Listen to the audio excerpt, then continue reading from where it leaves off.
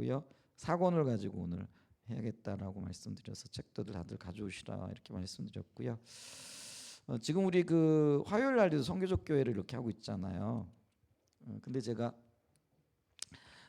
이렇게 그 멀리서 오신 분이 계시잖아요. 우리 사모님하고 집사님 한 분이 계셔서 이렇게 저기 문의까지 이렇게 차량 운행을 해드려요. 이제 거기 이제 오시니까 이렇게. 근데 이제 어느 날 사모님이 그러시더라고요. 목사님 이게 고민이래. 이게 뭐가 고민이세요? 그랬더니 화요 집회를 와야 될지 말아야 될지 너무 고민이래. 왜 고민을 하세요? 그랬더니 거리가 멀어서 힘드셔서 그랬어요. 뭐 힘든 건 힘든 거지만은 와가지고 선교적 교회를 하는데 도무지 모르겠다고 그러시더라고요. 그러니까 이게 모르니까 별로 재미가 없고 또 어떤 면에서는 도대체 선교적인 교회가 뭐냐 이렇게 얘기를 하더라고요. 좀 난감하죠, 그죠? 왜냐하면은 우리가 지금 영상으로 선교적 교회를 지금 책을 계속 쭉 살펴보고 나가고 있는데 좀 기본적인 이해가 있고 또 처음부터 쭉 들어왔으면은 그래도 이게 도대체 무슨 말 하는지는 이렇게 알 텐데 중간에 와서 이렇게 듣다 보니까 또 개념도 잘 이렇게 낯설고 용어들 뭐 이런 것들도 좀 그리고 뭐 이게 어떤 면에서는 말씀을 해석하거나 아니면 뭐 간증을 하거나 아니면 뭐 예화를 드는거나 뭐 이런 것들을 통해 가지고 좀 이렇게 선명하게 이렇게 이해가 되어지면은 참 좋을 텐데 어떤 면에서는 꼭 이거 뭐라 그럴까요? 이게 뭐 논문 읽는 것도 아니고 굉장히 좀 딱딱하잖아요. 그러니까 굉장히 좀 어렵게 느껴지시는 것 같더라고요. 그래서 올 때마다 고민이래. 이게 내가 가야 되나? 가가지고 오늘 하루 또 이렇게 어떻게 있어야 되나? 목사님 그런데 어떻게 해야 돼요? 그래서 제가 그래도 오셔야죠. 그래서 계속 듣다 보면은 좀 이렇게 보여질 거예요. 근데 우리가 십자가 복음을 토대로 해가지고 이게 신앙의 본질이잖아요. 그걸 토대로 해서 어떻게 하면은 우리가 살고 있는 영역에서 목회자는 목회자들대로 성도들은 성도들대로 주님 뜻대로 살아갈 수 있을까 고민하고 또 그것을 살아내려고 애를 쓰고 이런 것들이 바로 선교적인 삶이죠. 우리가 뭐 개념을 알아야 되는 것도 중요하지만 알면은 뭐 더 잘 살 수가 있겠지만 그런 것도 중요하지만은 사실은 우리가 이런 뭐 학문적인 어떤 개념이라든지 아니면 이런 것들이 이제 선교학자들이 요즘 최근에 들어와 가지고 계속 정리를 해 나가고 있는 거잖아요. 특히 또 뭐 선교적 교회가 도대체 뭐냐 그래서 이 학자가 얘기하는 거 다르고 저 학자가 얘기하는 게 다르고 또 우리가 해석하는 게 다르고 그래서 우리가 얘기하는 게 꼭 정답이라고 얘기할 수 있는 것들은 아니죠. 왜냐면 이건 정답의 문제는 아니니까. 근데 분명한 건 뭐냐면은 그리스도인으로서 우리가 처해 있는 그곳, 그게 가정이 되어졌던 직장이 되어졌던 아니면 또 목회자는 교회가 되어졌던 그곳에서 주님의 뜻을 이루기 위하여 고민하며 또 어떠한 희생과 대가를 치르면서 그것을 기꺼이 살아가는 것 그게 바로 선교적 삶이죠. 그래서 우리 사모님 여기 오시는데 저 버스 타고 오시면 2시간씩 2시간 반씩 어떤 때는 차 놓치면 뭐 3시간씩 걸리잖아요. 거리는 가까운데 이렇게 뭐 돌아오다 보니까 시간이 엄청 걸리니까 그게 고생스러운 거잖아요. 어떤 때는 새벽 6시 반에 나왔다 뭐 이렇게 말씀을 하시는데 이제 그게 바로 선교적인 삶이죠. 우리가 주님의 뜻을 알아가기를 원하고 그 뜻대로 살기를 위하여 몸은 피곤하고 연세도 많이 드셨잖아요. 지금 이제 그런데도 불구하고 이렇게 나와서 주님 찾고 이러는 게 뭐 그게 다름 아닌 선교적인 삶이죠. 그래서 선교적인 삶을 살고 있는 거예요. 그러니까 모른다 하지 말고 그냥 함께 동참하시고 이렇게 있다 보면은 새로운 것들이 보여지고 또 비춰지고 깨달아지는 게 있을 거예요. 그랬더니 그런가요? 이렇게 말씀을 하셨어요. 그래서 어쨌거나 지금 잘 나오고 있고요. 요번에 우리 그 먼 거리에도 불구하고 요번에도 컨퍼런스에 오셨더라고요. 참 감사하죠. 집사님하고. 근데 이제 또 지난 주간에는 또 우리 교회 집사님인데 목사님 화요 집회가 너무 어려워요. 또 그러시더라고요. 그래서 아니 뭐가 어려워요?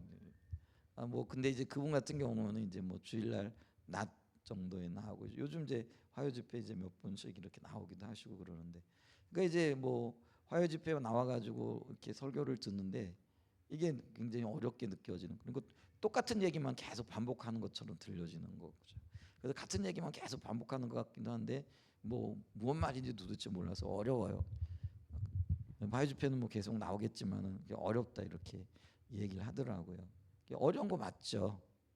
왜냐하면은 어떤 영역에서는 지금 우리 이렇게 듣고 있으면서도 벌써 1년, 2년, 3년 뭐 길게는 지금 이렇게 듣고 있잖아요.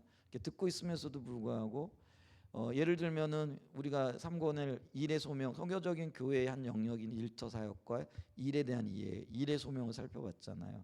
그러니까 일에 대한 어떤 소명, 일에 대한 어떤 신학적인 성경적인 개념을 볼 때는 또 그것도 그것대로 어렵고, 지금은 이제 사권에 들어오니까 이제 문화와 그 성교적인 어떤 대면은 반드시 이런 일들이 일어나는 거죠. 그래서 선교를 하려면은 문화에 대해서, 그것도 이제 각 나라 혹은 한 나라 안에서도요, 지역에 따라 어떤 문화들이 다를 수 있잖아요. 그리고 언어에도 차이가 있을 수 있고요, 이해가 다를 수도 있는 이제 그런 어떤 것들을 이렇게 보죠. 예를 들면은 이제 저기 우리 그 경상도에서는 정구지라 그래요. 그러면은 여러분 정구지가 뭔지 알아들으세요? 여기 올라오면은 못 알아듣는 분들도 있어요. 그게 부추거든요. 부추를 정구지라 그래. 그럼 이게 언어가 다른 거예요. 그러니까 언어가 다르면은 같은 어떤 한글을 쓰고 있지만은 전혀 다른 생각을 하는 거죠. 그러니까 이해가 안 되어지는 거예요. 근데 이제 우리가 복음을 전하려다가 보면은 반드시 이게 선교적인 삶을 살고 선교적인 어떤 영향력을 미치기 위해서는 각 지역과 혹은 그 사람이 이해하고 있는 문화 혹은 세계관과 부딪히게 되어지는 것들이 따른. 근데 이건 반드시 한 번은 만나고 그게 올바로 깨어져야만이, 올바로 성경적인 가치로 혹은 성경적인 어떤 개념으로 정리되어져야만이 참다운 어떤 선교적인 삶이 가능하게끔 되어지는 것들인 것을 이렇게 보잖아요. 근데 이제 그러니까 당연히 어려울 수밖에 없는 거예요. 그러니까 여러 번 들어도 어렵고요. 그러면 또 뭐 예를 들면은 뭐 5권을 하게 되어지면 5권은 쉬운가? 그것도 또 어려울 수밖에 없다라는 거죠. 그럼 이걸 어떻게 해결해 나가야 되는 거예요? 계속 들으면서 하나하나 혹은 부딪혀가면서. 근데 이제 뭐 예를 들면 목회자 같은 경우에는 이 책을 또 읽기도 하고 또 여러 번 보고 또 다른 어떤 과정들을 통해 가지고 뭐 이렇게 공부하기도 하고 이렇게 해요. 근데 일반 성도들 같은 경우는 또 그럴 시간들도 별로 없고 관심들도 사실 그렇게 많지 않잖아요. 그냥 교회에서 하는 것 혹은 들려주는 이야기들 뭐 이런 것들 뭐 일주일에 한 번 와가지고 사실 듣잖아요. 제가 여쭤볼게요. 이거 책들 다 읽어보셨어요? 우리 교회 식구들 중에 예를 들면 교육위원회 뭐 한다고 책 읽어라 그러지. 근데 또 뭐 이거 하니까 이것도 읽어라 그러지. 근데 보니까 잘 안 읽으시잖아요, 그죠? 근데 읽어보면 굉장히 도움이 되겠지만은 또 잘 안 읽죠. 시간도 힘들기도 하고 또 여러 가지 바쁜 일도 있기도 하는데, 그러니까 이게 쉽지 않은 거라는 거예요. 그러다 보니까 뭐예요? 일주일에 한 번 와가지고 같이 뭐 읽는 것 혹은 듣는 것, 그게 또 어떤 면에서 전부가 되어지는 거죠. 근데 그나마 그래도 이렇게 노출되어져 있는 우리는 쉬워요. 그런데 이제 주일에 한 번만 나오는 분들 계시잖아요. 그런 분들은 도대체 어떻게 할 거냐라는 거죠. 교회는 지금 하나님께서 우리를 선교적인 교회로서 선교적인 삶으로 인도하고 계시는데, 그러면 이제 선교적인 삶이 뭐고 선교적인 교회가 도대체 어떤 교회인지도 모르는 그런 어떤 상태에 있는데 이걸 도대체 어떻게 해야 되느냐라는 거죠.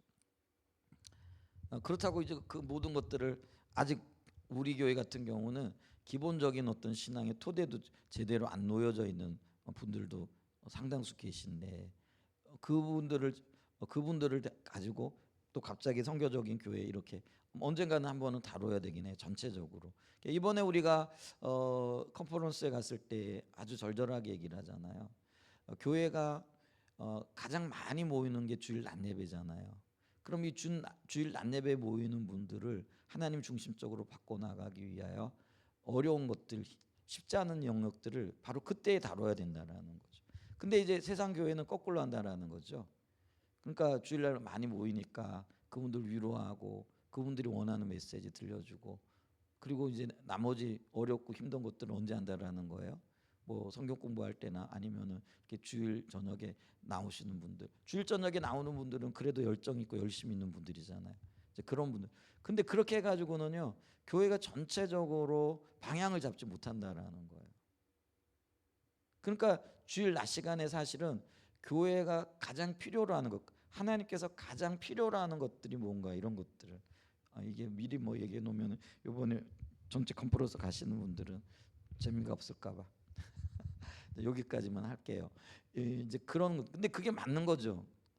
그러니까 이제 주일 낮 예배가 어떤 면에서는요, 힘들고 어려워도 가장 중요한 부분들이 다루어져야 될. 그러니까 충분한 시간을 가지고 우리가 그렇게 주님 앞에 서야 되는 어떤 영역들이 있더라는 거죠. 이제 그래서 이게 참 쉽지 않은 일이긴 해요. 그래서 제가 지난번에 말씀드렸잖아요. 이 선교적인 교회, 이게 이제 5권을 이제 지난 그 9월달에 했잖아요. 제가 인도네시아 가 있을 때. 그러니까 뭐 다 하지는 못했을지 몰라도 그래도 2시간 축구권 2시간 반씩 해서 한 장씩 이렇게 나갔잖아요. 그러니까 그것도요, 함께 모여 하니까 그게 가능한 거예요. 우리 교회 같은 경우는 예를 들면 주일날 저녁에 하는데 1시간 반 2시간씩 예배 못 드리잖아요. 여기 그렇게 예배 드렸다간 다들 들어 누우실 것 같은데 그렇게 못 하잖아요. 그래서 되는 대로 이렇게 해 나가긴 하는데, 그런 상황인데 그래도 한 장씩 이렇게 했으니까 전체적으로 이제 흐름은 알고 있으니까 그냥 나갈까, 그리고 이제 다른 걸 할까, 제가 이 고민을 좀 했거든요. 근데 이제 그렇게 하려고 생각하다가 아니다, 우리는 우리대로 또 보고 또 보고 또 보고 조금씩이라도 보고 나가야 되겠다, 그런 생각을 지금 하게 되어졌고요. 그래서 그 어떤 면에서 교회가 전체적으로 다루고 봐야 될 영역들은 주일 낮에 좀 어려워도 봐야 되지 않을까 싶은 이제 그런 생각들을 해가면서 우리 그렇게 나와서 배우기를 원하는 분들이라도 이 부분들 해 나가야 되지 않을까 싶어서요. 그래서 다시 제가 5권 책 가지고 오라고 얘기를 했고요. 또 그 부분을 좀 볼 거예요. 이제 그러면서 이번에 또 가장 처음부터 볼 거예요. 1장부터 보는 게 아니고요. 처음부터 볼 거예요. 근데 이 처음에 나와 있는 이야기는요, 선교적 교회 6권까지 있는 책들의 가장 앞부분에 나와 있는 서론적인 부분이에요. 근데 이제 서론과 그 서론에는 어떤 목적과 동기들에 대해서 얘기를 하고 있기 때문에 이 부분들을 좀 제가 갖고 들어갈 때마다 또 보고 또 보고 또 보고 해야 되겠다. 그래서 가장 기본적인 개념이 들어 있어서 이제 우리들만이라도 이 기본적인 개념에 대한 분명한 이해가 좀 있었으면 좋겠어요. 제가 이제 얘기를 들어보니까 어떤 교회 목사님은 일권을 열심히 하고 있는데 아무도 이해가 하기 좀 힘들더라는 거죠. 그래서 다시 일권으로 가가지고 이 서론 부분만 가지고 3개월인가를 했다 그러더라고요. 또 보고 또 보고, 그리고 어떤 거는 외우고. 그래서 어떤 게 더 지혜로운 방법인지 모르겠지만은 그 얘기를 들으면서 저분도 대단하다. 저 같은 못할 것 같은데 한번 이렇게 지나갔으니까 그걸로 끝나지 뭐 또 잘 모르니까 또 가가지고 같은 부분을 또 하고 또 하고 또 하고, 그러다 보니까 외우는 데까지 가는 정도로.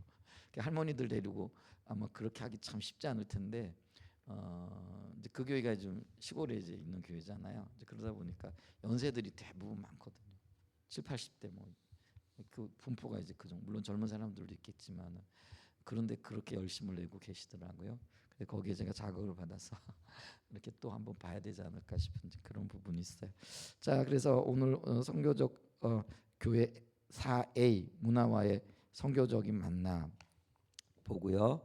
그다음에 이제 6페이지에 들어가게 되어지면 선교적 교회로의 초대. 그래서 이 선교적인 교회로서의 전환을 꿈꿀 수밖에 없었고 그것을 하나님의 인도로밖에 볼 수 없었던 어떤 이유들. 그래서 하나님께서 우리를 어디로 인도하고 계시고 그럼 선교적인 교회가 뭔가에 대한 가장 기본적인 개념을 지금 이 서론에서 얘기하고 있다라는 거죠. 그래서 그거를 좀 한번 보죠. 아마 1권부터 안 보신 분들은 이 서론 부분을 잘 모르실 거예요. 근데 좀 보죠. 여기 보면 이제 목회하면서 늘 가지고 있던 고민 중 하나는, 목회자는 늘 이런 고민을 해요. 적은 교회는 적은 교회들대로요. 또 큰 교회는 큰 교회들대로. 또 큰 교회 중에도 목사님의 성향에 따라 가지고 추구하는 것 방향에 따라 가지고요 여러 가지 고민을 늘 해요. 목회자들이 이런 고민들을 하죠. 근데 이 저자도 그런 고민이 하나 있었다라는 거죠. 근데 그 어떤 고민이냐면은 어떻게 성도들이 직장과 사업장 등 삶의 현장에서 하나님의 나라를 위해 살도록 무장시킬 수 있을까? 무장시킨다라는 거는요. 처음엔 전 이 무장한다라는 말이 굉장히 좀 어색하게 들리더라고요. 무장이라는 용어가 군사적인 용어잖아요. 그래서 좀 거부감이 들기도 해요. 왜냐하면 완전 무장 그러면 우리 여기 군대 가봤던 형제들은 알겠지만은요. 완전 무장한다라는 거는 예를 들면 배낭까지 짊어지면은 배낭의 무게가 30kg, 40kg 되거든요. 거기다 총 들죠, 철모 쓰죠. 그리고 군화 신죠. 뭐 이러고 뛰라 그래 보세요. 구보하라 그래 보세요. 그거 굉장히 괴로운 일이거든요. 그러니까 그게 별로. 근데 전쟁하려면 그렇게 해야 되거든. 그래서 어떤 좀 뭐라 그럴까 야가 빠진 저기들은 그 뒤에다가 신문지 잔뜩 집어넣고 군장에 마치 그 필요한 물품들을 집어넣은 것처럼 이렇게 꾀를 부리는 군인들도 사실 있어요. 고참쯤 되면은 온갖 술수를 다 부리는 거죠. 그래서 배낭 외에 이렇게 짊어지는 거 있잖아요. 무게 가볍게 하려고 그런 꾀도 부리는데 사실 그렇게 해가지고 전쟁터에 나갔다면 큰일 나죠. 뭐 이 전쟁 물품들, 비상식량들 뭐 이런 것들이 다 이렇게 실려져 있어야 되는데 근데 그런 것들은 무겁잖아요. 그런 거를 FM대로 하게 되어지면은요. 저 같은 사람은 못 일어나요. 일어날 때 막 그 뒤로 누워 가지고요. 배낭 눕혀 놓고요. 뒤로 누워 가지고 이렇게 집어넣어 가지고요. 이렇게 일어나야 돼요. 제가 키가 작아 가지고요. 군대에서 이렇게 왜 열병식이라 그래 가지고요. 왜 열지어 가지고 행군하잖아요.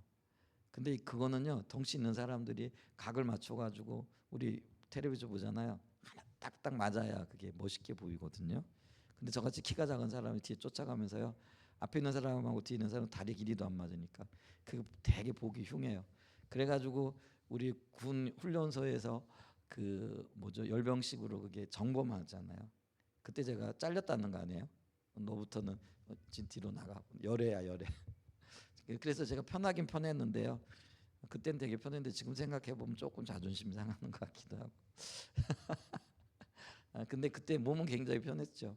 왜냐하면 그거 연습하려면은요 몇 날 며칠을 그거 얼마나 연병장이 운동장을 얘기를 하는 거예요. 훈련장을 얘기를 하는데 굉장히 고생해요. 그리고 우리 국군의 날 왜 우리 옛날에는 그 여의도 광장 같은 데서 왜 우리 연세 드신 분들은 텔레비전으로 전으로 이렇게 왜 군인들 거기 나가는 군인들 있잖아요. 키 180cm 이상 이래가지고 전국에서 그걸 뽑는 거예요. 그러니까 180cm 이하는 뽑히지도 못해요. 그걸 이제 차출이라고 얘기를 하거든요. 왜냐하면 멋있게 보이려고. 근데 이렇게 멋있는 사람들만 전쟁하는 건 아니잖아요, 그죠 사실은. 이제 근데 그렇게 보이게 하려고 하는 어떤 요소들도 물론 있는 거죠. 근데 그때 이제 무장 얘기를 하는데 저는 이제 군대에 대해서 이렇게 그 체력도 이렇게 뛰어나지 못하고 이러다 보니까 군에서 좀 훈련 받을 때 좀 고생한 케이스. 쫓아가려고 하니까 잘 안 되더라고요. 힘들잖아요.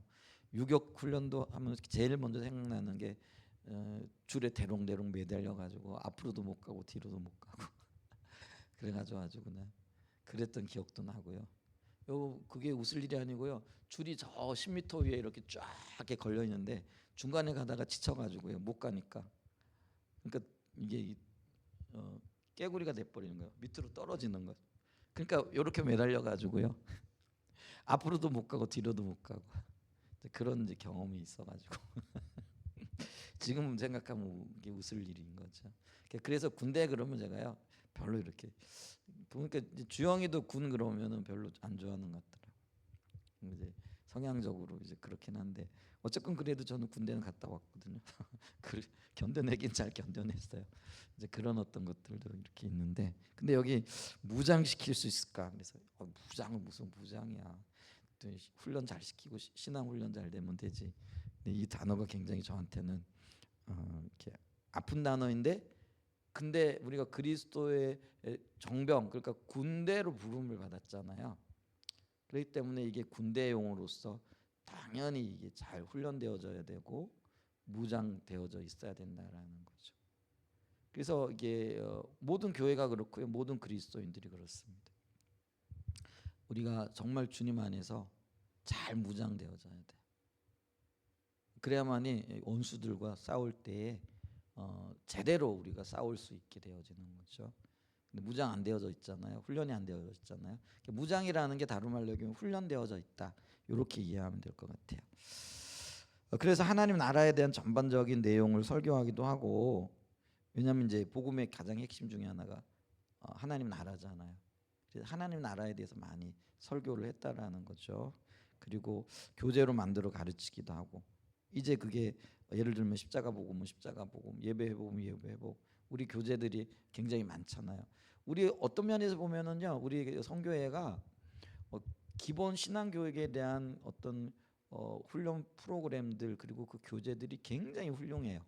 그러니까 다른 어떤 선교 단체에서 이게 선교 단체라기보다는 다른 교회에서 쫓아오기 힘들 정도로 굉장히 잘 이렇게 체계적으로 갖춰져 있어요. 그래서 우리가 양육 프로그램 이래 가지고 이렇게 순서대로 쫙 갖춰져 있는 것들이 있잖아요. 이제 그런 것들을 사실은 우리가 해 나가야 되는데, 이제 그렇게 가르쳐 왔는데도 뭔가 이게 좀 부족해, 2%가 부족해, 이걸 느꼈다라는 거예요. 근데 옛날에는 그런 걸 못 느꼈는데, 이제 이게 느껴지기 시작한다라는 건 뭐냐면은 이제 한 단계 뛰어야 할, 혹은 다음 단계로 나가야 될 어떤 시점이라는 것들을 얘기를 하는 거죠. 근데 이제 이런 이야기들이 오고 가고 시작한 게 2018년 19년도쯤이거든요. 이때부터 하나님께서 우리를 다음 단계로 인도하시기 위한 어떤 그런 계획을 가지고 계시고 이끌고 계시다라는 거죠. 그러면서 여기 작은 챕터에 보면은 일터 사역으로부터의 시작 이렇게 얘기하죠. 그러던 중 2019년 상반기에 평소 알고 지내던 한 선교사님이 필리핀 마닐라에서 열리는 로잔 운동의 제1차 일터 사역 포럼에 대해 알려주었습니다. 그 소식을 듣자마자 이거다 싶었습니다. 왜 우리가 어떤 걸 보면은요, 그래 맞아 이거야 하고 무릎이 탁 쳐지는 것들이 있더라는 거예요. 어떤 분들은요, 우리가 예전에 참 세미나가 많았거든요. 요즘은 이제 세미나도 없는 것 같아요. 그러니까 제가 이제 목회할 때가 1997년도에 제가 처음으로, 그러니까 목회자는 개척을 하거나 담임 목사로 나가는 그때를 이제 목회, 물론 이제 뭐 교육 전도사라든지 아니면 뭐 부교육자로 사역할 때도 목회 경력에는 들어가지만은 대부분 언제부터 목회했냐 그러면은 단독 목회했을 때를 기점으로 이렇게 삼거든요. 그러니까 이제 90년도 제가 7년도에 포항에 단독 목회를 나갔는데 그때까지만 해도요, 세미나라 그러나요? 그리고 어떤 뭐 이런 그 성경 공부 프로그램이라든가 이런 것들이 굉장히 많았어요. 그러니까 목회자들이요, 이렇게 목회를 하다 보니까 이제 어느 시점이 되니까 이 목회도 안 되고, 그러니까 이게 무슨 문제가 있고 그렇게 느낌이 있으니까 이제 이거를 배움을 통해 가지고 극복하려고, 그래서 뭐 1년에 뭐 뭐랄까요, 많을 때는 뭐 한 달에, 지금도 우리 뭐 배우러 다니기도 하지만은 이제 그게 거의 모든 교회 목사님들이 그렇게 했다라는 거죠. 근데 지금은 뭐 그것도 이렇게 많이 없죠. 어디 뭐 세미나 한다라는 이야기도 그렇게 많지 않고요. 또 이렇게 주변의 목사님들도 봐도요, 또 그렇게 열심히 쫓아다니는 목사님들도 별로 없어요. 왜냐 해봐도 안 되거든요. 그러니까 이제 아예 그냥 어떤 면에서는요 포기하고 있는 그런 어떤 현실 가운데죠. 근데 이제 그런 와중에도요, 우리가 예를 들면은 어떤 부분에 대해서 좀 배워야 되는데 하는 생각이 있는데 신문 광고라든지 아니면 또 어떤 목사님으로부터 어떤 얘기를 듣잖아요. 저도 이제 저 같은 경우도 그렇잖아요. 우리 여기 뭐 송영수 목사님 계신데 어느 날 와가지고 온 게 아니죠. 개척교회 개척 예배 드리는 데 갔더니 그곳에서 만났잖아요. 물론 제가 학교 다닐 때 그분 같이 수업을 듣기도 하고 이제 이런 일이 있었는데 그냥 얼굴만 아는 거죠. 뭐 대화를 해본 기억은 없어요. 근데 이제 그래도 뭐 한 뭐 몇 년 이렇게 얼굴을 주고 보고 봤으니까. 근데 그분이 여기 뭐 세미나, 그러니까 그 뭐죠, 그게 십자가 성령 컨퍼런스예요. 그때 이제 10차를 갔다가 오신 모양이더라고요. 10차를 갔다 와가지고 그 세미나가 참 좋더라. 근데 제가 그 앞전에 한 일주 전에 우리 선배로부터 또 그 똑같은 얘기를 들었다 그랬잖아요. 그때는 이제 우리 교회에서 부흥회를 했어요. 그때 제가 부흥회 강사로 저 우리 왜 울릉도에서 나와가지고 지금 문경에서 목회하고 있는 하상선 목사님. 그때는 저기 그 어디예요? 양산에서 목회를 했거든요. 울릉도 들어가기 전이었거든요. 그래서 제가 친밀하게 잘 지내고 그분이 또 성실하게 목회를 하고 계셨고 그때 또 목회 하면서 그분이 뭐라 그럴까 교회가 참 아름답게 성장하고 있었어요. 그곳에서 양산 웅상이라는 곳인데 그래서 이제 그분을 초청에다가 이제 우리 교회에서 몇 안 되는 성도들하고 부흥회를 했는데 전집사님 생각나세요? 근데 이제 그분 이제 그 하상선 목사님이 목회한다고 친구 목사님이 저한테는 선배죠. 우리 왜 같은 지역에 이제 그 동기나 아니면 친하게 지낸 목사님이 부흥회 하러 온다, 뭐 집회하러 온다 그러면은 한번 얼굴 보기 위해서라도 오는 거잖아요. 그래가지고 오셨더라고요. 대전에 계신 목사님.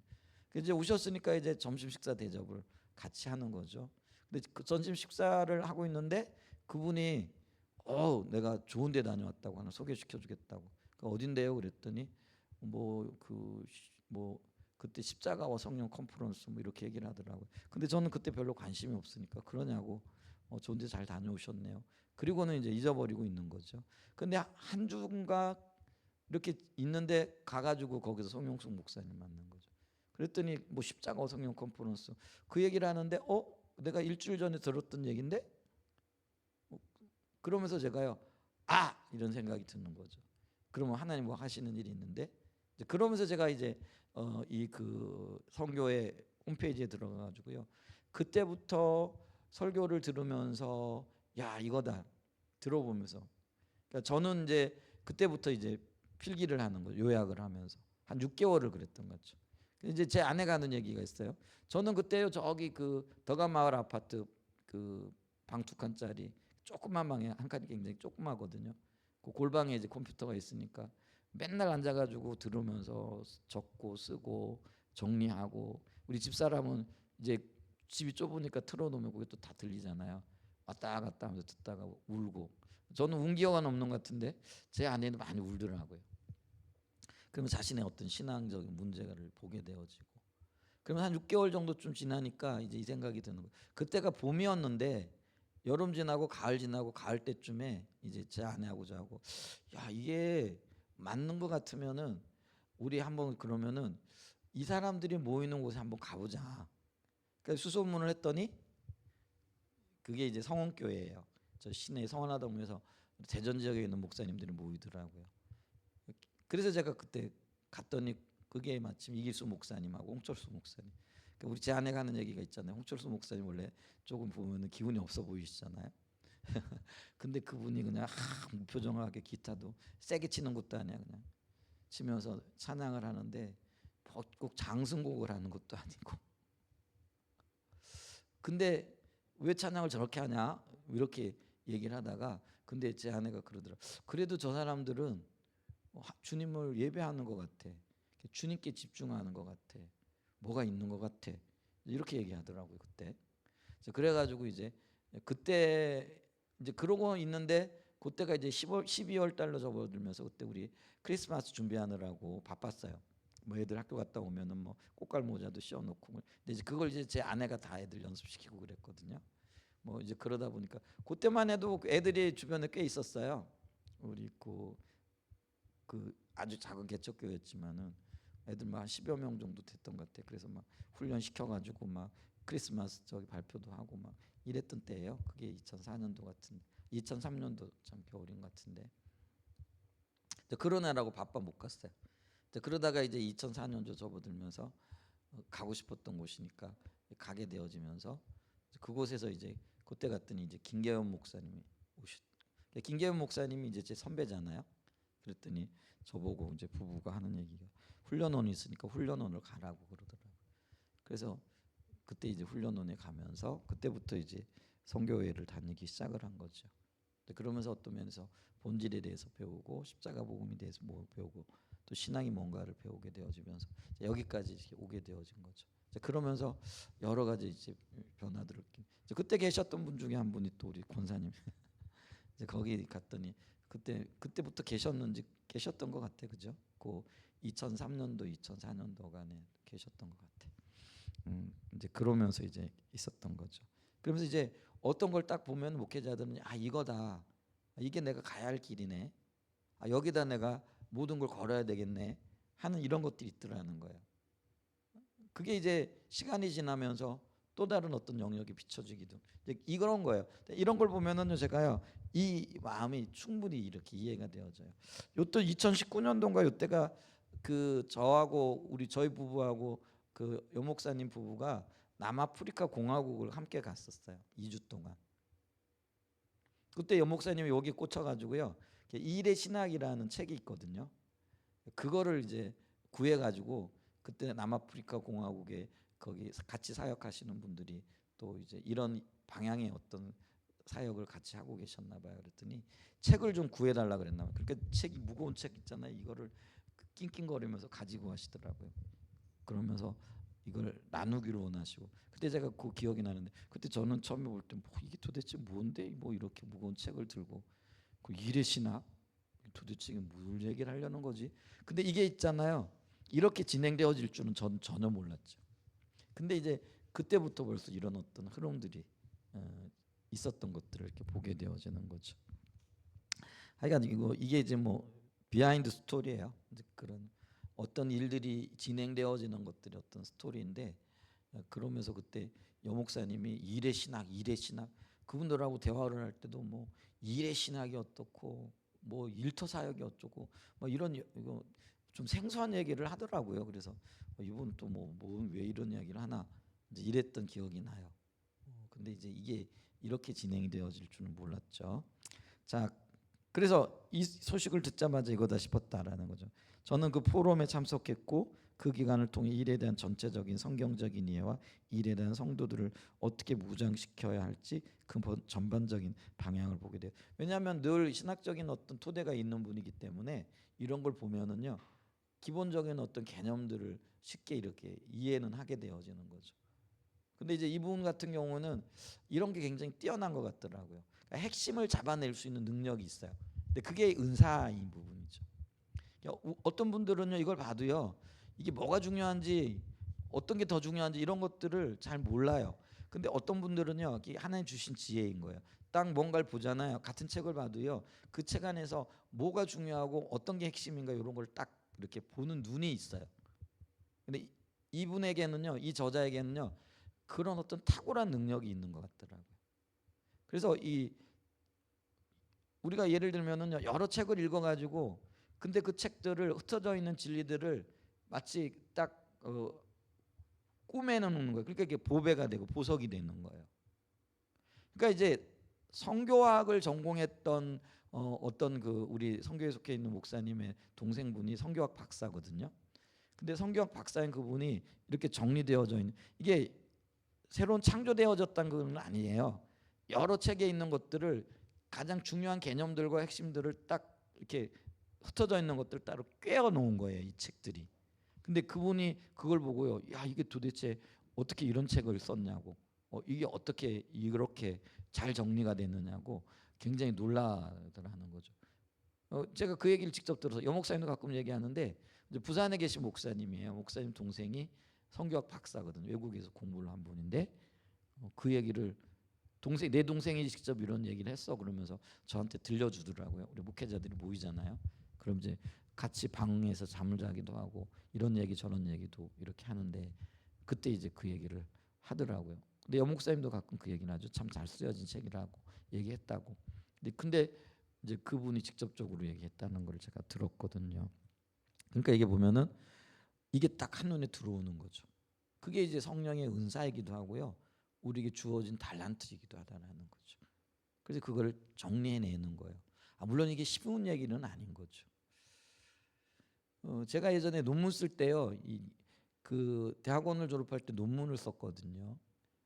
근데 뭐 논문이라는 게 뭐 새로운 어떤 지식을 하는 건 아니잖아요. 자료들을 토대로 가지고 잘 이렇게 쉽게 얘기하면 짜집기 하는 거죠. 물론 거기 이제 자신의 개념도 들어가고 이렇게 하는 거지만은, 그래서 잘 정리를 해가지고 이렇게 했더니 교수님이 잘 정리했다고 이렇게 나도 한 권 줄 수 있냐고 이렇게 얘기를 하시더라고요.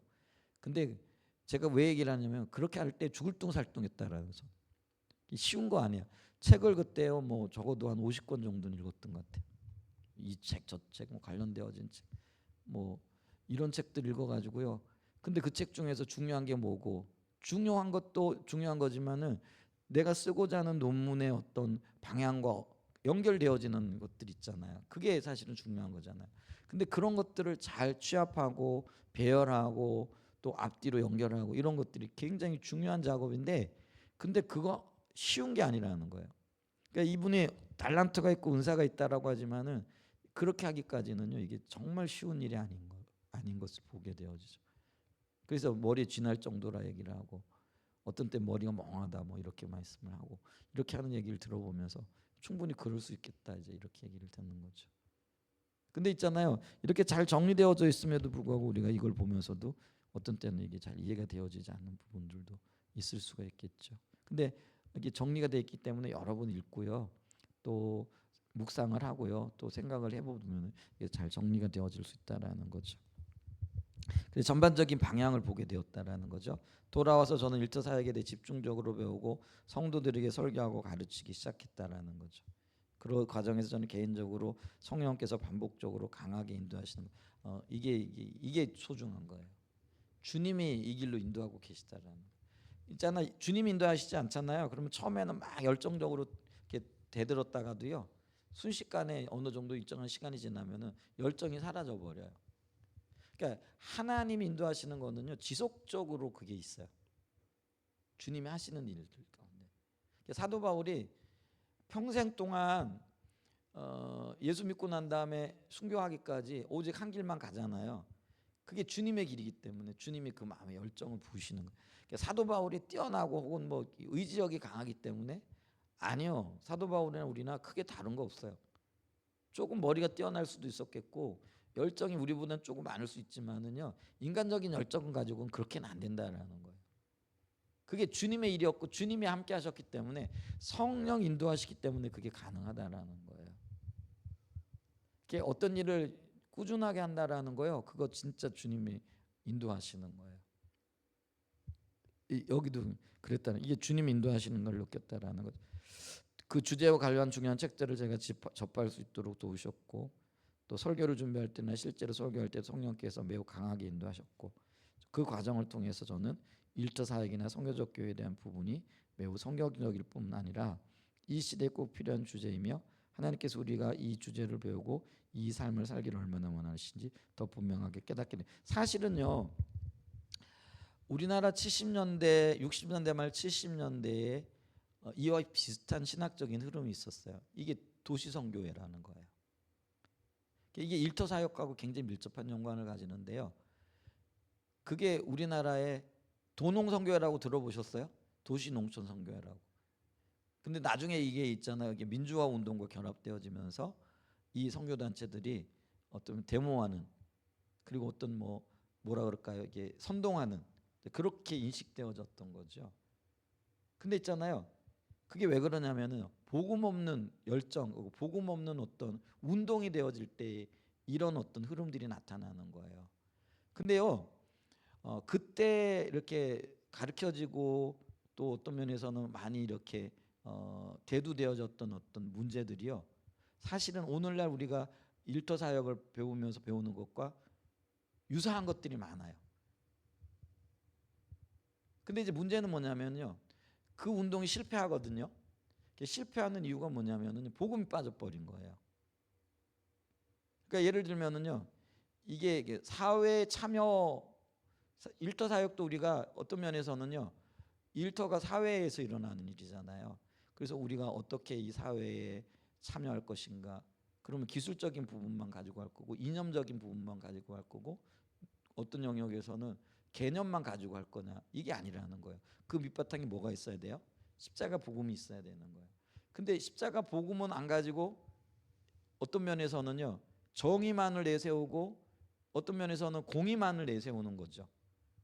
그리고 그 공의를 소중하게 여기는 거죠. 그래서 그 공의를 이루어내기 위해 가지고 어떤 때는 필요하면은 데모도 해야 되고 필요하면은 정부와 마찰도 일으켜야 되고 뭐 이런 것들이 되어져. 그러니까 이제 도농 선교회가 어떤 면에서는요 이게 도시 빈민 선교회 뭐 이런 식으로 이렇게 나가면서 국가와도 굉장히 큰 마찰을 빚게 되어지는 이런 일들이 있었던 거죠. 그러니까 이게 이제 에큐메니컬 운동 가운데에서 예를 들면은 이제 자유주의 신학자들이 많이 추구했던 어떤 방식들이었다라는 거죠. 근데요, 그들이 추구하는 방식들이나 이런 것들이 틀린 게 아니라는 거예요. 성경을 벗어난 게 아니라는 거예요. 근데 문제는 뭐냐면은요, 그 기본 정신이 흐르고 있는 복음이 빠졌고 하나님의 마음이 빠져 있는 거죠.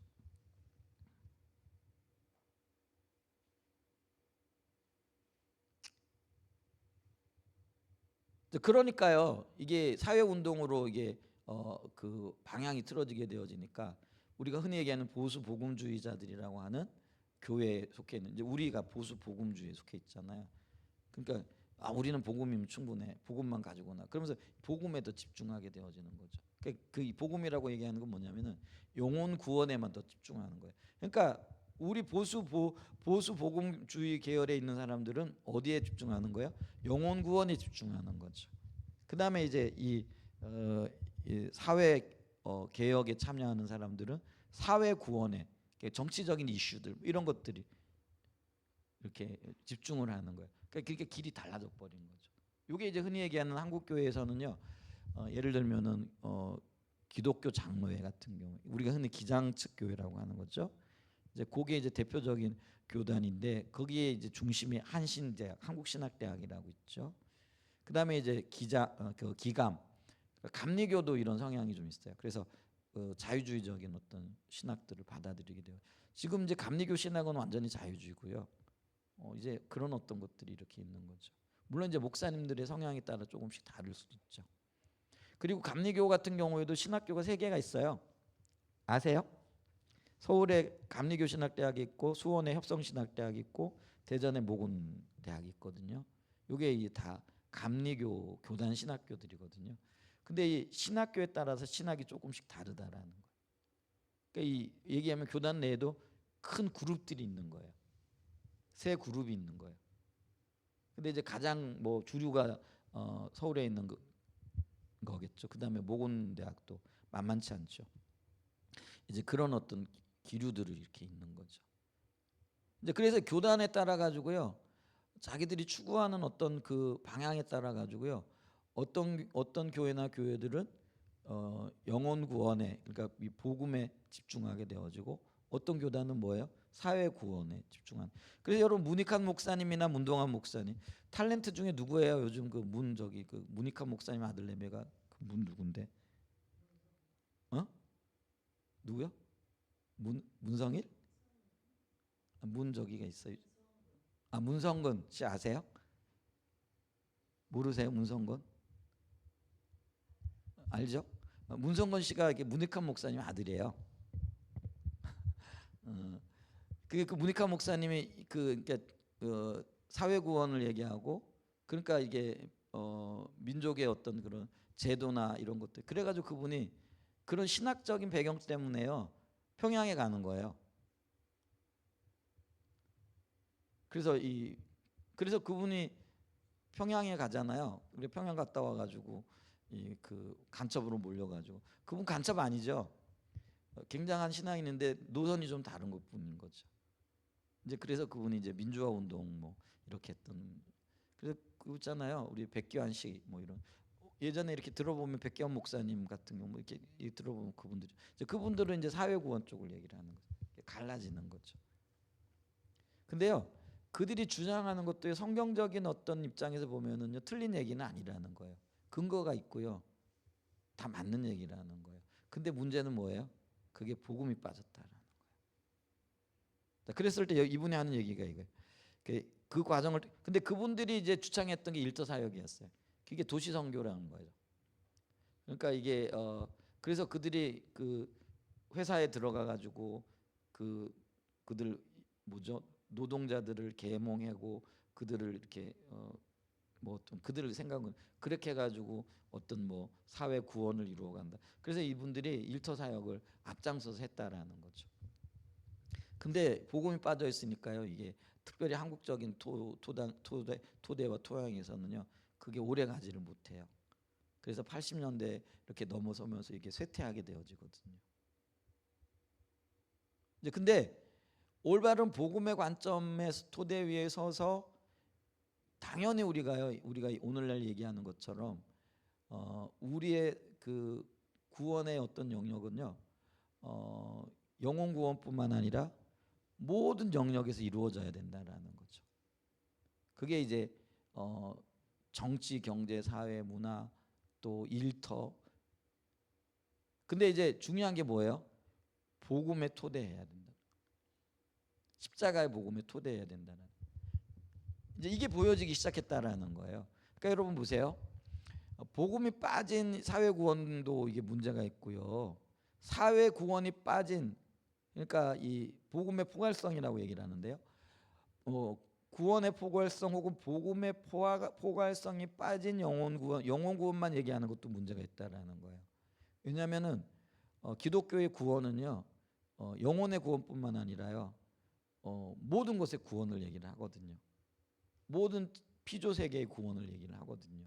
근데 이게 나뉘어져 있었다라는 거죠. 그리고 나뉘어져서 이렇게 오고 있었다라는 거죠. 근데 이제는 뭐예요? 우리가 복음에 기초했기 때문에 이것만 가지고는 안 돼. 그게 2% 부족한 거였다라는 거죠. 그게 이제 우리가 관심을 가지고 봐야 할. 우리가 그렇다고 해가지고 뭐 도농 선교회처럼 뭐 직장에 들어가가지고 그들을 계몽시켜가지고 사회의 어떤 변혁을 이루어내고 그런 게 아니고요. 복음으로 그들을 변화시키고 그들에게도 구원의 놀라운 어떤 역사들이 일으켜내는 것. 이게 이제 우리의 목표가 되어진다는 거죠. 이제 그런 관점에서 이렇게 보게 되어지니까요. 이런 그 일터 사역이나 선교적 교회에 대한 어떤 부분들이 굉장히 성경적이고 하나님이 우리를 그리로 인도하고 계시다라는 것들이 보여졌다라는 거죠. 우리가 지금 이제 이해하고 있는 어떤 부분들이 나타나라는 거죠. 근데 사실 배워가는 과정이 쉽지 않았다라는 거죠. 여러 책들을 읽고 배워야 했고 그 책들 중 상당수는 그 이런 이해를 가지고 배우려고 하는 저자조차도 이해하기 쉽지 않은 책들이었다라는 거죠. 저는 그 책들을 여러 번 읽어야 했고요. 그 내용 이해하기 어렵기도 했지만 그 내용 하나하나가 매우 중요해서 그랬다라는 거죠.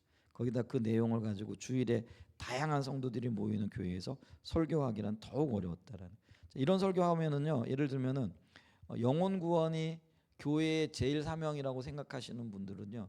굉장히 힘들어요. 사실 우리도 그거 경험했잖아요. 그러니까 언제예요? 3년 전인가? 우리 여기 컨퍼런스에 참여했더니 여기 계시던 분 중에 한 분이 그 구원이 영혼에만 있는 게 아니고 하나님의 모든 피조물들에게 하나님의 목적이 있다 그랬더니 그게 이해가 되어지지 않은 거죠. 그래서 교회를 떠나게 되어지는 계기도 되어졌잖아요. 그러니까 한편으로 또 어떤 분들은요, 사회의 어떤 그 구원을 얘기하잖아요. 그러면 우리가 뭐 자유주의냐? 뭐 이러면서 또 교회를 떠나는 분. 이게 있잖아요. 이게 굉장히 힘든 주제예요. 그러니까 이렇게 얘기하면 이쪽에서 반대하는 분이 있고요. 또 이렇게 얘기하면 이쪽에서 반대하는 분들이 있더라는 거예요. 그러니까 이런 분들을 조화를 이루고 같이 이렇게 뭐라 그럴까요? 연합해 나가는 것이 굉장히 쉽지 않은 거라는 거죠. 그리고 우리는 또 성경적인 관점에서 이게 분리되어지지 않고요. 사실은 같이 가야 될 영역이라는 것들이라는 거죠. 근데 이거를 이해하기가 쉽지 않은 거죠. 그래서 이거에 대해서 이렇게 좀 마음을 문을 닫고 있는 분이 이 부분도 우리가 함께 가야 된다 그러면은 그거 나 싫다 이렇게 얘기를 하는 거고요. 또 이 부분을 좋게 여기고 있는 분들에게 우리 이 부분도 끌어안고 가야 된다 그러면 나 그거 못하겠다 이렇게 되어지는 거예요. 근데 그게 어떤 면에서 양극단이라는 거예요. 우리는 이 편도 아니고 이 편도 아니에요. 그럼 뭐예요? 함께 어우러져야 된다라는 거죠. 같이 가야 되는 것들이 있더라는 거죠. 그래서 영혼 구원을 이루었으면은요. 우리가 영혼 구원 받은 그 목적이 뭐예요? 우리가 받은 그 영혼 구원을 가지고 다른 사람들의 삶의 유익을 위한 거죠. 근데 그 삶의 유익은요, 물론 영혼 구원도 있겠지만은 제도, 정치, 경제, 또 사회, 문화 모든 영역에 있어서 온전한 하나님의 구원의 역사가 이루어지도록 해야 된다라는 거예요. 그래야 그게 온전한 구원이 되어진다라는 거죠. 근데 이런 이해를 가지고 우리가 접근을 하고 우리가 어떤 면에서 그런 것들을 수용해야 되는데요. 오늘날 어떤 면에서 신학적인 토대나 혹은 어떤 입장차들이 너무 크기 때문에요. 그런 것들을 얘기하면은요, 그거를 다 거부하는 시대가 되어졌다는, 안 받아들여요. 이제 그런 어떤 이것 때문에 굉장히 어려웠다라는 거죠. 그래서 다양한 성도들이 모이는 교회에서 설교하기가 어려웠다라는 거죠. 그러면서 적지 않은 사람들이 도대체 무슨 말인지 모르겠다고 아우성이었고, 그러나 저는 이 분야가 우리 신학에서 매우 중요하기 때문에 모든 성도들이 반드시 배우고 삶으로 살아야 한다는 사실을 분명하게 알 수 있었고, 게다가 개인적으로 성령의 강력한 인도를 느꼈기 때문에 다른 선택의 여지가 없었다라는. 왜냐하면 이게 주님이 우리를 글로 인도해. 너희가 이제 복음으로 살았냐? 복음을 이해했냐? 십자가 복음이 뭔지를 알았냐? 그럼 십자가 복음이 삶으로 사라지는 영역까지 나가야 된다라는 거예요. 근데 그게 바로 우리 자신에게 초점이 맞추는 게 아니라 다른 사람들에게 초점이 맞춰지는 거라는 거죠. 그게 이제 영혼 구원의 우리를 구원하신 하나님의 목적이기도 하다는. 그러니까 너는 여기까지 왔으니까 이제 다음 걸음으로 가야 돼. 이게 성령의 인도였다라는 거죠. 우리는요, 십자가 복음은 다 되는 줄 알았어요. 근데 주님은 뭐예요? 십자가 복음을 넘어서 가지고요, 포괄적인 복음의 구원, 복음의 역사들을 이 땅 가운데 이루어내기를 원하셨다라는 거죠. 그게 성령께서 우리를 이끌고 계시는. 그래서 우리가 십자가 복음을 넘어서 이제는 선교적인 삶, 선교적인 교회로 가야 될 이유가 여기에 있다라는 거죠. 하나님이 지금 우리를 그리로 이끌고 계시다라는 것들을 보여주고 계시잖아요. 그래서 저는 설교 원교를 온라인 이때 참 그랬어요. 이게 그 완성되지 않은 설교인데도 그 설교 원고를 막 올리고 그거를 다운 받아 가지고 설교 시간에 가지고 와라. 이게 쉽지 않아요. 예를 들면 제가 설교를 할 때 설교 원고 여러분들한테 다 미리 보내고 그거 읽어보고 오든지 가지고 와가지고 함께 공부해 나가자. 이게 참 쉽지 않은 거죠. 그런 면에서 이 저자가 대단해요. 저 같은 경우는 게을러서도 잘 못하겠지만은 그때 이제 설교 원고를 받아보면 이게 보통 한 20페이지 정도 되는 거거든요. 그것도 글자 10으로 써요. 여러분 이게 포인트 10이면은 왜 우리 이게 지금 성경에 나와 있는 책에 나와 있는 정도의 작은 걸 그걸 한 15페이지, 20페이지 정도 매주 그거를 나눠주고 그거를 같이 읽고 같이 설교 시간에 그걸 듣고 근데 그게 참 쉽지 않은 근데 그걸 한 1년 가까이 했던 것 같아요. 제 기억으로도. 이게 참 대단한 일이에요. 설교자가 그렇게 한다는 게 참 쉽지 않아요. 그거 하나만으로 봐도 자 이분이 보통 사람은 아닌 것 같아요. 제가 이분을 뭐 높이자고 하는 얘기가 아니고요. 그런 의도는 전혀 없는데 이제 그런 어떤 부분들이 참 있어요. 그래서 하나님이 쓰시는 사람인 것만은 틀림이 없는 게 아닌가 이런 부분들이 있고요. 많은 성도들은 그 설교 원고를 다운받아 상세히 읽고 그 전주 설교를 다시 듣고 그것들을 소그룹 등에서 같이 나누면서 그 삶을 배워가기 시작했습니다. 그런 성도들의 삶 속에서 참으로 놀라운 변화들이 일어나기 시작했고요. 그러나 여전히 그렇게 배우려는 자세로 잘 따라오는 않는 성도들에게는 설교가 매우 어렵게만 느껴졌다. 교회에서 왜 이런 얘기하는 거죠? 아니 교회에서 왜 대학에서 강의할 강의를 하느냐라는 거죠.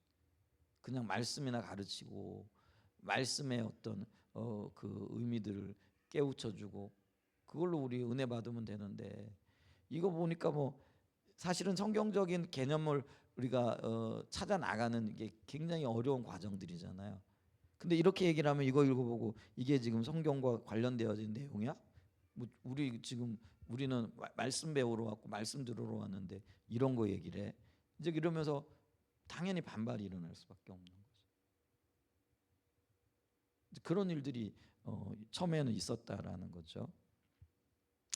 특히 코로나19 팬데믹 기간 동안 신앙이 많이 침체되어 있는 일부 성도들의 경우 하나님의 말씀을 집중해서 듣는 것조차 힘들어하는 상황에서 그렇게 말씀을 전하는 것은 더욱 어려웠다라는 거죠.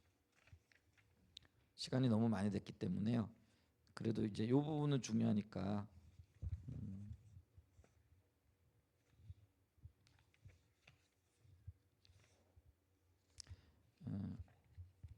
자, 16페이지로 넘어가요.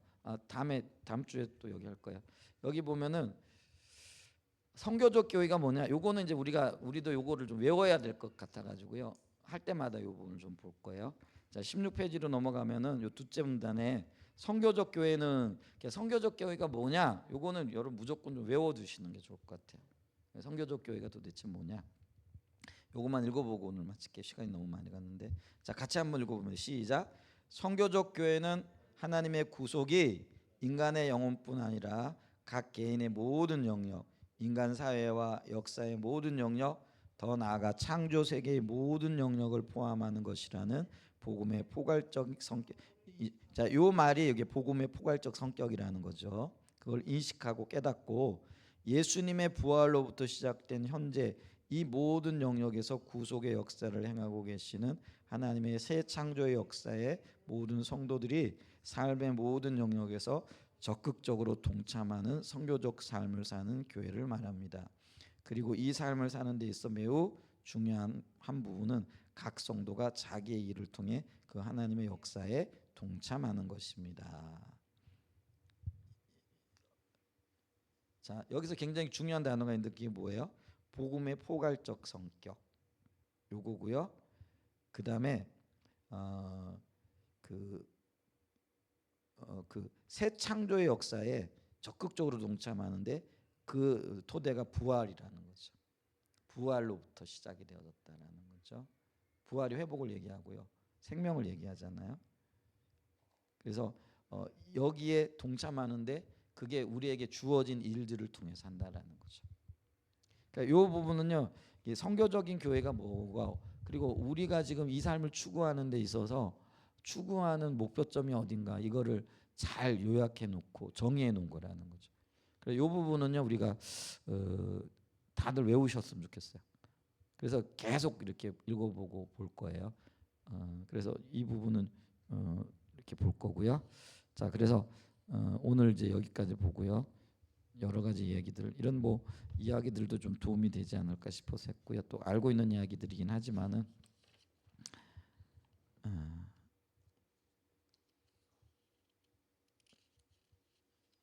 네, 한 페이지밖에 못 읽었지만은 페이지 수는 2페이지 읽었지만은 이렇게 오늘 마무리하도록 하겠습니다. 기도.